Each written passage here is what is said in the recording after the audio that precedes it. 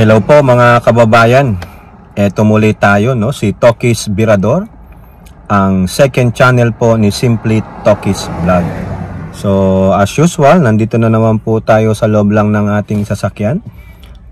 I-treat nyo po para po itong kwentong kutsero sa loob ng sasakyan, no?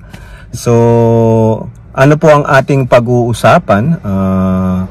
I believe filing na ng candidacy para sa midterm election sa ating bansa, mga senador, congressman at mga local government units, no? So ayan na po, busy na po sila niyan, no?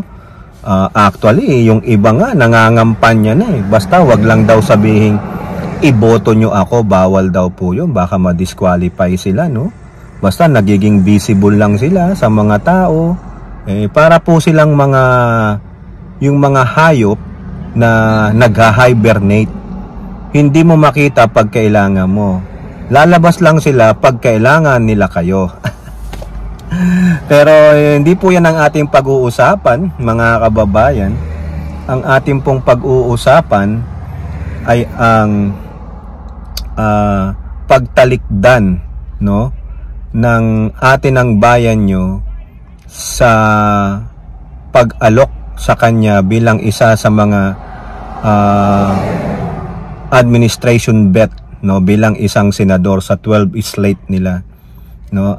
Kumbaga ang rason niya, mga kababayan, ay ayaw niya daw mapahiya ang kanyang kapatid, ayaw niya nang masaktan ng kapatid sa pangbabatikos ng mga kaibigan niya, ng ibang tao, no. Minabuti niyang i-reject yung na-announce na. So ibig sabihin, no, talaga pong sinasaktan ng ate ng bayan ninyo ang kanyang ading, no. Napakalaking ano po 'yon, napakalaking kahihiyan. Kahiya-hiya po 'yon sa sa taong bayan, no. Kumbaga pinahiya mo ang iyong kapatid na kung saan inannounce na, akala ng mga tao solido na, no. Yung pala kalaunan itatakwil mo. Sa akin pong opinion, pamamahiya po yan, pambabastos at kawalan ng respeto.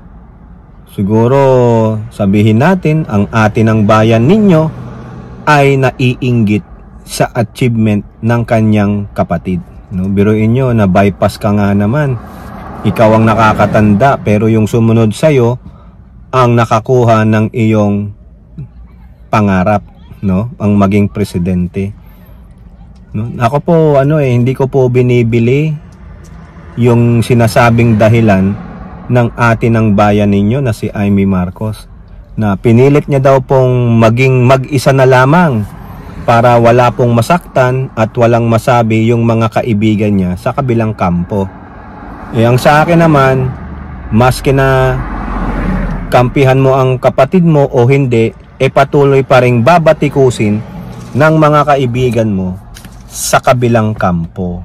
Yun po yun, mga kababayan, no. Kaya ito tuwirang pamamahiya, tuwirang pangbabastos sa kanyang kapatid na pangulo, no. Ano pa daw, sabi niya gusto niya maging tulay daw siya ng parang magkabilang kampo na dati magkakampi, ngayon nasira ang samahan dahil na rin sa paninira ng kabilang kampo, di po ba? Sila po ang nag-umpisa niyan, sila ang nagwasak ng isang samahan kasi nga sa ganid nilang ambisyon, sa mapagmataas nilang ambisyon.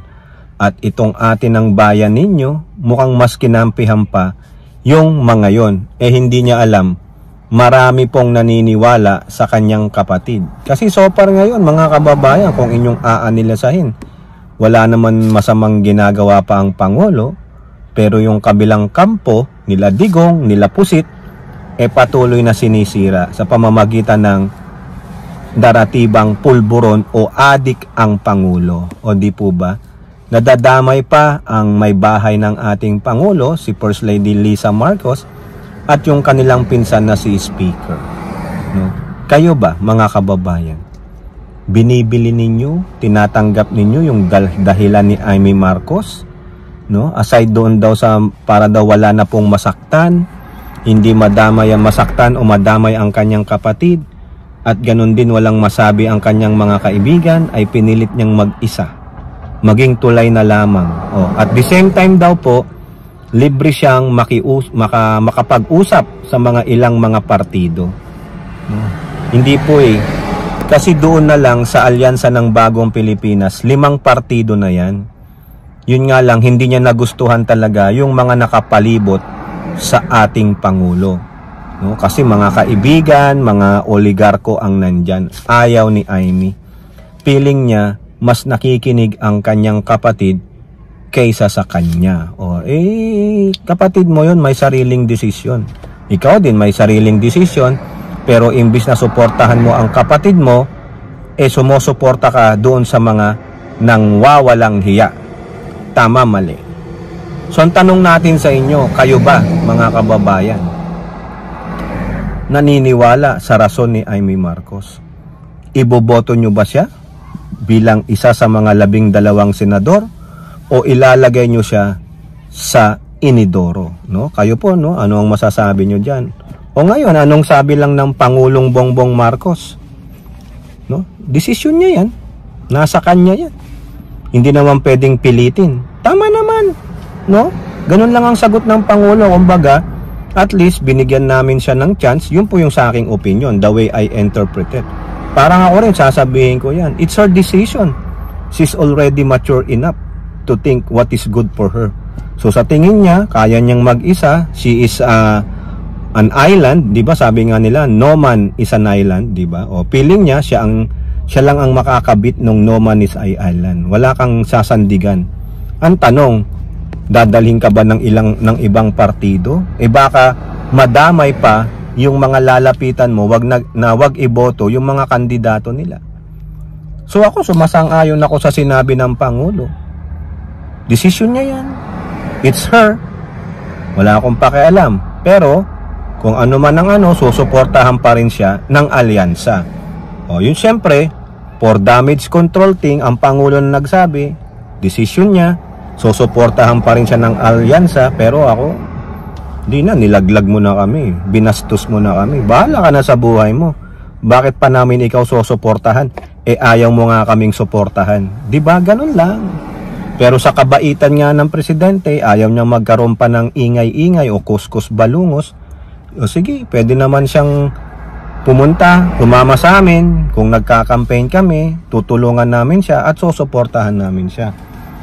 Ang haka-haka nga po ng iba, mga kababayan, kaya daw ganun ang sinasabi ng yung kampo ng Pangulo. Kasi baka meron pong pinanghahawakan si Amy Marcos laban sa mga ito. Kaya hindi nila mabutata o maboljak si Amy Marcos. Po ba?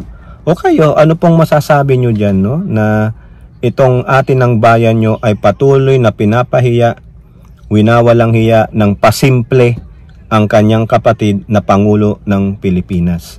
Okay, comment down below and don't forget to like and share. Hope to see you in the next videos. Bye-bye. God bless.